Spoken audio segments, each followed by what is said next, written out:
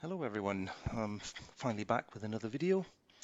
Here I'm going to show a conversion, not in detail, of a very old BR44 from Roco.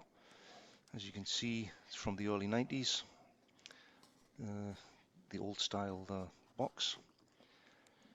I actually tried to sell this on eBay, but there was no interest whatsoever, so finally decided I'll give it a go and convert this. So here you see I've already done the wiring, soldered the decoder to the Roco.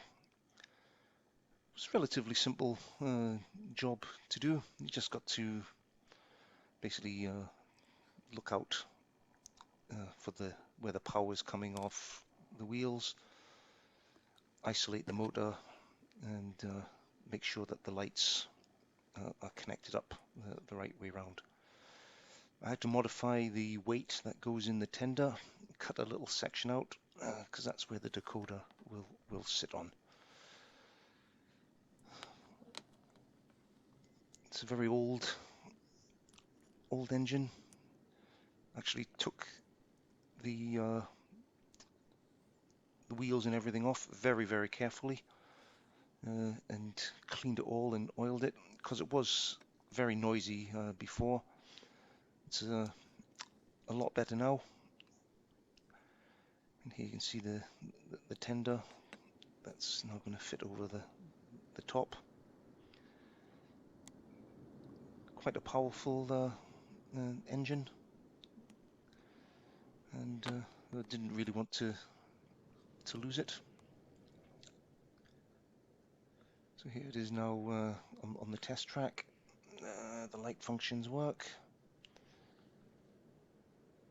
Forward and reverse. It's an unusual one in that the motor is in the tender, and then you've got this drive shaft that links to the Roco body, and that's where the power is applied to the wheels. You have to be careful that the shaft doesn't get snagged on anything. And here's the tender now attached, and the decoder sitting on top of the weight. As you can see, there's the shaft that comes out of the tender into the main body of the Roco. And there's the plastic cover for the tender with the coal load. I'm actually quite lucky that that actually comes out.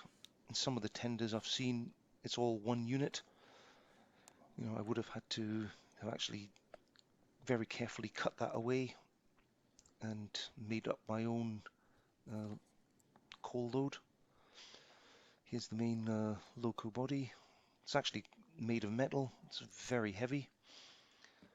And it's actually got some detail inside the cab, which you can only really see when you hold it very closely to the light.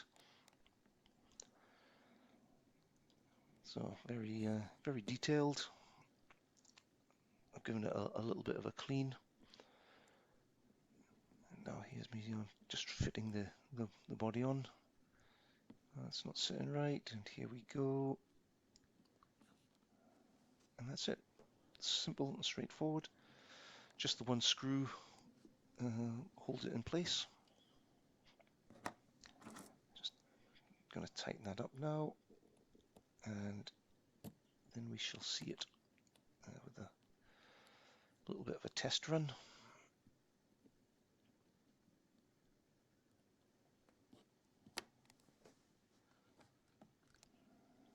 So all in all, a nice powerful little Roco. There we go, programmed in my multi-mouse, and the test run. Still a little bit noisy, but I have to say not bad for an engine that's almost 25 years old, give or take.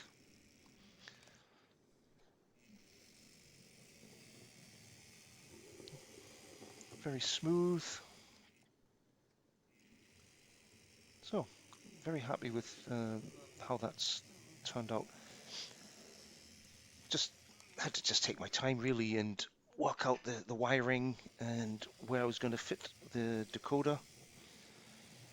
It's all in all, I'd say that's taken me about a week to do. And here we go, now onto the layout itself and a run around it.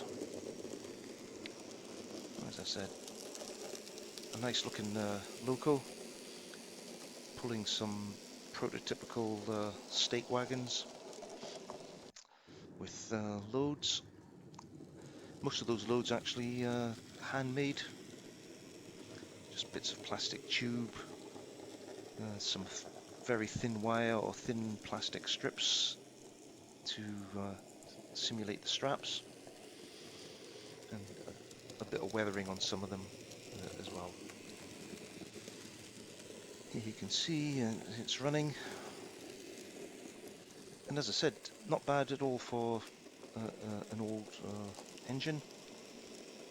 Quite smooth and very powerful, I have to say. Will pull a decent number of wagons. And I still have a few issues with my track not being cleaned. As you can see here, it's a bit dirty. I've actually ordered some track cleaning fluid. It's not arrived yet, hopefully in the next few days, because the previous fluid I was using, I'm virtually run out of it. It's just a small amount left at the bottom of the bottle, so, and then I can get started with some serious track cleaning. And here's another run round. The front lights work, but the way the bulb is positioned inside the body, it's not very bright. Now I know there's a way of tinkering with the CV values to increase or decrease the brightness. I think it's at maximum already, so I'm not sure what else I can do. You don't actually get a good shot of the lights unless everything is dark, and then you can see them.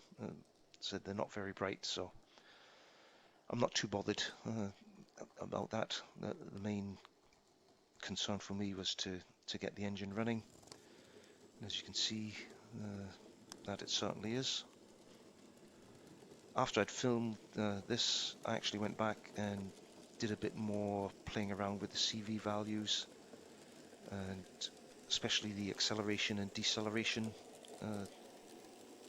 values to better simulate the engine coming to a stop. And all in all, I'm very happy with how this has turned out. I've not really had a chance to do a lot of other work on the layout. As I said before, the weather's been too good, but it has turned now. It's certainly getting a lot cooler, so in the next few weeks I will be doing a lot more work on the layout, track cleaning being the main one. Here's a final shot of the layout from the other end. Hope you've enjoyed it, and I'll see you all soon.